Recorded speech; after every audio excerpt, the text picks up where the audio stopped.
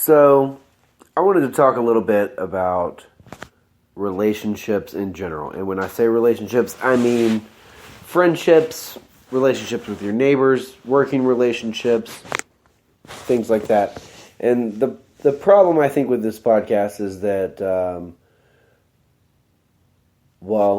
I'm 36, so a lot of the people that I know are a little bit older, and so a lot of their relationships are already established. And I really think that the key to any really successful friendship or companionship is really established in the very beginning. And I just say that out of personal experience because I can juxtapose experience where I was upfront and honest because I had learned those lessons by the time I met those people, like when I met my wife. Okay, so not super proud of like the life that I was living, but I had sort of like given up on meeting anybody around that time, and so it was really just smoking a lot of weed and playing World of Warcraft and going to work, and that's it. I would just, maybe watch some movies, play some games with some friends, no girls, and it wasn't that I wasn't interested. It just didn't seem like, I don't know, I just wasn't having luck. And that had been going on for a while. And so, whenever we started dating, she was living down south, down in South Austin, and I lived up north, close to where we were both working.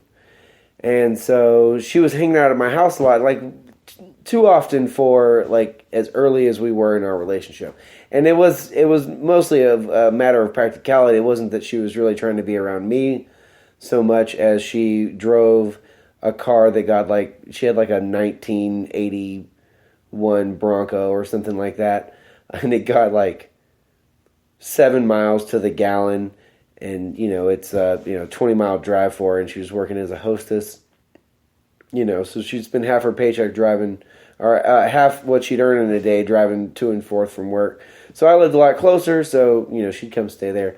Well, it got to be where, I felt, I don't know, I guess guilty because she was there, and I wanted to kind of do my thing, but I felt, like I wasn't paying attention to her. And so I kind of eventually just realized, and this was maybe when I first realized it, I just need to be honest. I need to tell this girl, where I'm at, where we are, and maybe that'll help. Maybe it'll work. And so I did, and I said, look, I'm cool with you coming over a lot. It's fine. But there are days whenever it's our time, and then there are days where I just want to come home and I want to fucking run some arenas. I want to get real high, and I don't really want to hear shit about it. And what's ridiculous is that she was never giving me any shit. She never complained about it, not once. She would just sit there behind me and watch me play, and I would sat there and played like a selfish asshole. But at least, but I was honest. I was like, look, this is what I'm going to do during this time. And she was like, oh, okay, well, that's cool. And so, she became friends with my roommates to a greater extent and hung out with them during some of that time. And, we all got along famously. And if I compare that with, say, one of my best friends who, I'm basically now... Not basically. I haven't spoken to him in months. He came up. We got into a fight, and the cause of the fight and the actual fight didn't actually have anything to do, I think, with the problem that he and I have with each other. And I think one of the main problems is my fault. And it's that while I try to be brutally honest with a lot of people, I find with the relationships that I care the most about, sometimes that can be difficult. Not with my wife, because that's how we established it. About being honest, and we've grown and we've talked about that. But with my buddy or whatever, I met him a lot earlier. I met him whenever I was 20, and so whenever we're around each other, maybe there's some part of me that falls back into that 20-year-old kid, and he was more experienced in like the rave scene, and that was kind of, you know, the impetus of our relationship. So, but I've never been honest with him and told him that just flat out, like, I don't like his wife, and I don't agree with the way that they with the way that they do their things.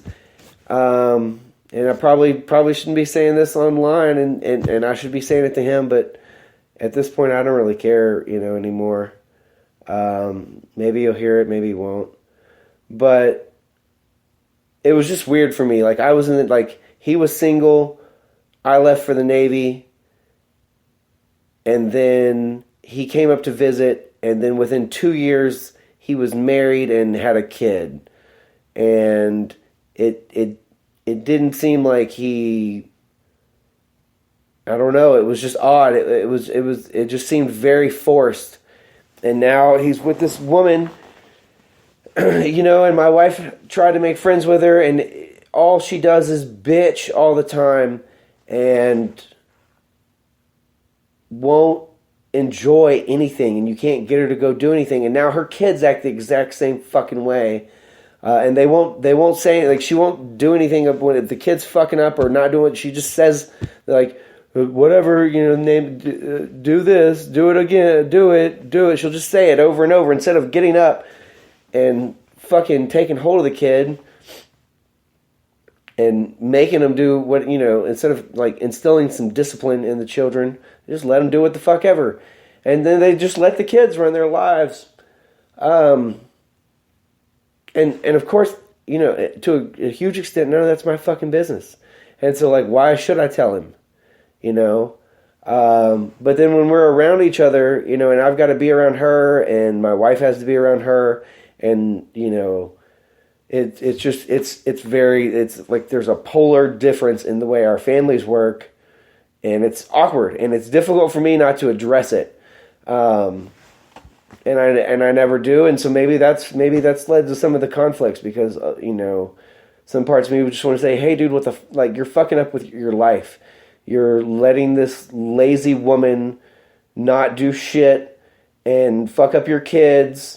Like, stop it. Stop letting this happen. Take control of your family and of your life. But, you know, what the fuck ever. And so that's it. And like that, and I have another example, you know, of a buddy that I haven't been totally honest with, but I actually just kind of started in on that process tonight. We'll see how that goes. But, and so, you know, I would urge you that if, you know, if you're about to start a relationship or a new friendship, or you know, maybe you play Warhammer and somehow you got into this, before you start hanging out with somebody, tell them what's up with you. And to do that, you have to be honest with yourself. You have to, like, have a little knowledge about yourself, about what you expect from people. My expectations of people are very, very high. I don't have a lot of time for bullshit. I don't have time for people who lie or fucking drama. Like, I don't care. I don't, like, even a little bit about, like, that kind of bullshit in people's lives. Like, that's, I'm just not interested in it. And so if you know, I tell people that up front, don't come to me with that shit.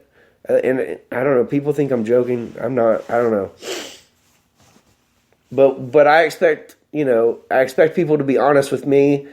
And I tell them that they're going to have to be able to take it. And sometimes I'm going to say some really hurtful shit that needs to get said. And it, you know, I think that if more people would just fucking do that, we'd have way less problems in this world. Like, sometimes getting your feelings hurt a little would maybe stop some really long-term problems like that people have. Like, maybe tell your buddy, maybe I should tell my buddy, you're fucking up, so that 20 years down the road, I'm not telling him, like, yeah, dude, I fucking recorded a podcast about this shit. And he's like, why the fuck didn't you let me hear it? You know, maybe that's some shit I wasn't able to get to. I'm sorry for my voice, if anybody hears this, but fuck. I don't know. So that's my advice. you need to figure out who you are. You need to figure out what it is that you want out of whatever it is from the person that you meet, and not in a like what you're trying to get out of them, but what sort of relationship you're going to establish. You know, if you're like me and you're antisocial and like, so I meet people in my math groups or in my math classes, and like they want to form groups, and so they're like, oh, cool, let's all get together and study. I'm like, hey, look, I don't do that. I'm happy to have input, and I'll share pictures and text messages and stuff like that. But I don't want to be in groups. I don't want to be around everybody while everybody's talking about different numbers and spitting out different bullshit ideas, and have to explain everything in person. I can't work that way. So I know that about myself. I'm honest with those people, and it allows me to be a more helpful member of the group. And I've never had anybody say, oh, no, well, fuck that. Well, we're not going to share with you if you're not going to show up to the groups. Usually, I'm the one who's posting up the solved problems. And the groups, I'm the one getting the group text. That sounds like bragging. Fuck that. Something else to talk about. Anyway, that's my point. If you can know who you are and be comfortable with who you are, it'll be easier for you to communicate what you want out of a relationship. I've only got 3 minutes here. Okay, so if you're in a relationship and you are having difficulty communicating because it may be, it hasn't been something that you do. Maybe you grew up in a household where your family didn't talk, or for whatever reason. A piece of advice that I always like to give people, like say, it's your wife or your girlfriend or whatever, write it down. Write a letter, but don't write like, dear so-and-so, like, I feel blah. Write it like you would say it.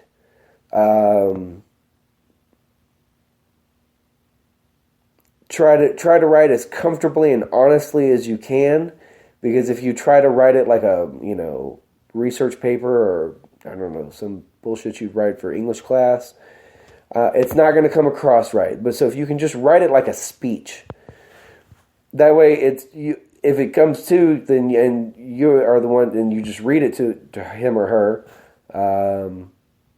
it'll sound right. And if not, if you pass it to them and they read it, it'll be easier for them to take in. So just write letters instead of, and then maybe have a conversation with each other, or maybe just write return letters until you get to a point where you can talk about what's in the letters, because it can be a lot to try to unpack all the ideas that you have about a relationship face to face with somebody when they're staring at you and they're getting all doughy-eyed and shit, or maybe they get upset and you word something the wrong way. When you can erase it and be like, no, look, when you can erase it and express yourself a little bit more, not delicately, but precisely, there's less chance for fuck up and a better chance for open and honest communication. So, something to try. That's all I've got for right now. I don't know if I'm going to put this up because I talked about a lot of really personal shit, but I guess that's the idea. But it's other people's personal shit too. I don't know. What do you do? What do you do? Well, I'll let my wife decide. So if this goes up, y'all can blame her. All right. Get the fuck out of here. Go learn something. I posted on Facebook, if you know me, some MIT lectures. The first lecture of the semester. You can follow along, learn some physics. You can get free textbooks online that are not even stealing them. I want to say that MIT offers free, like they have their own free textbook series. But if you just look, I'm pretty sure you can Google it. If you found this, you can find that. All right. Have a great night. Peace.